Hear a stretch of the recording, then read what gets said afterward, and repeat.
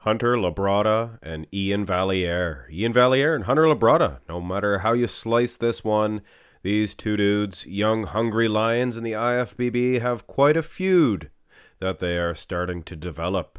Last year at the Olympia, if you pay attention, these guys were 7th and 8th, respectively, with Hunter Labrada getting 8th. And of course, Iain Valliere getting the Duke between them two. Little bit of redemption from Tampa that year, actually. So, I believe we all accepted the fact that Iain Valliere was a little bit drier, a little bit more conditioned, so he got the Duke between the two. Fast forward to 2021, Mr. Olympia event, same two dudes. Similar condition, I would say. Some slight improvements, maybe for both guys. So I am sure Iain Valliere had it on in his mind that he was going to once again best Hunter Labrada. But there was a couple of factors. You had Nick Walker, who placed 5th here. You had William Bonac that placed 6th here. And both of those gentlemen placed in between these two. Hunter got 4th, and Iain took 7th. Can you imagine that? Bonac was off. Don't know if the judges knew where to put him. And Nick Walker, in a lot of people's opinions, was ripped off, and he should have got the 4th place. So, realistically, I think that these two dudes were a little bit closer than their placings would have us believe. And today we are going to take a look at all of the pictures available anyway. This is the front double bicep, the only one of Iain Valliere. He doesn't like to hit it when he goes and does his mandatories, and those are the nice, clean, neat shots that I want to see, to be able to even say you can judge it, or judge condition. But you can somewhat see condition in this one. I think that Hunter Labrada, he's thicker, he's more stout, got bigger arms, which means a whole heck of a lot in bodybuilding. But I don't think he's any more conditioned. I don't think he's any thinner skinned. I think, if anything, Iain impresses me more in the midsection. And look at how long-legged Iain is. Wow. But that's unfortunately the only front double. Go to the front lat spread. Now you can see these ones nice and clear. And Hunter's condition's pretty good, mind you.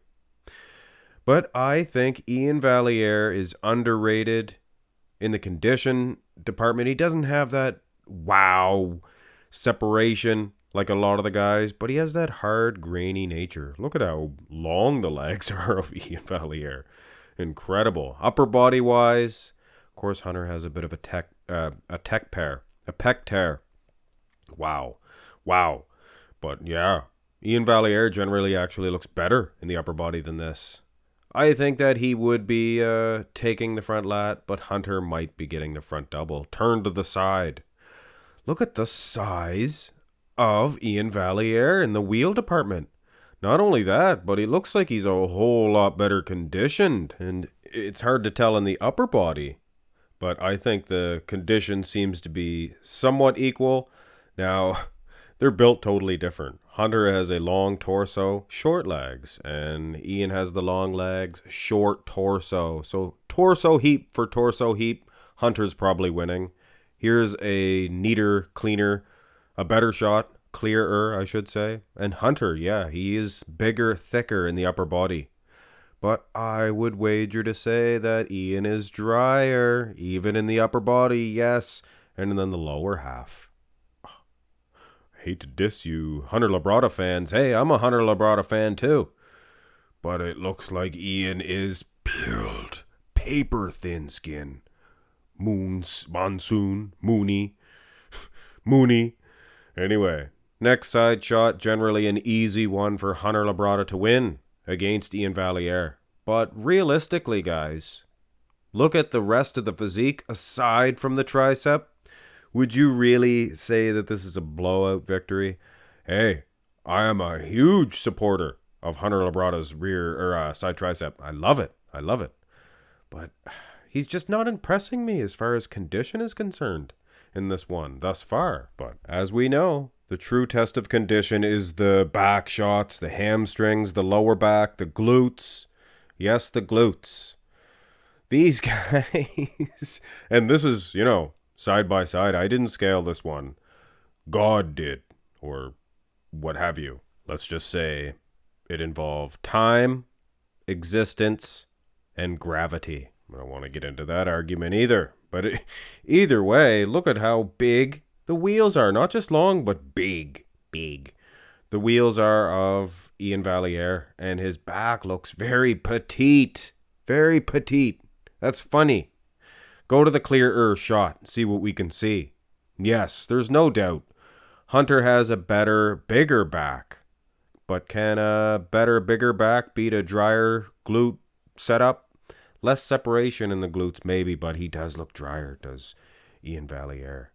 This is a thinker. This is a thinker. Go to the next back shot, and yeah, Hunter, he has a nice Christmas tree. Reminds me of Sean Roden's back. I mean, he needs some more lat insertions, but as we know, he has a long torso, so.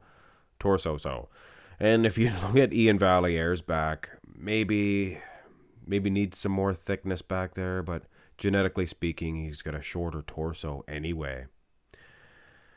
So it's close. Go to the abs and thigh. And in this picture, wowee, Iain's winning in the abs and thigh, no doubt. A little bit of a Buddha belly, but hoo-ah! Superman. Boom! Matty Ferrigno. Boom! Look at this one. And this one would have us believe that Hunter is winning the abs and thigh. What a nice little feud between these two. Most muscular. I sure hope that Iain Valliere qualifies for the Olympia this year. He's huge. And this would be round 3. Boom. These guys, I mean, I think they were closer than 4th and 7th. I definitely think that. I think the general public would have us put Hunter in at least 5th. But then if you look at Bonac, if Bonac was on, I mean, he had gyno, he was off. If he was on, he would have placed ahead of him too. So maybe 6th and 7th more realistically. And hey, might as well just put that 7 on Hunter Labrada. I'm just joking, guys.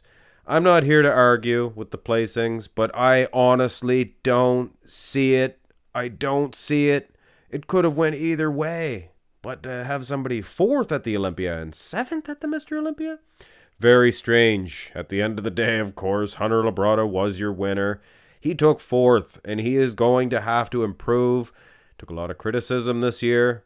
I mean, you're going to get criticism at the top. If you're not getting criticized, it's because you're not winning. You're not placing high. So kudos to getting criticism. Hit thumbs up on the video and subscribe to the channel. That's part of your You Pick 222's day.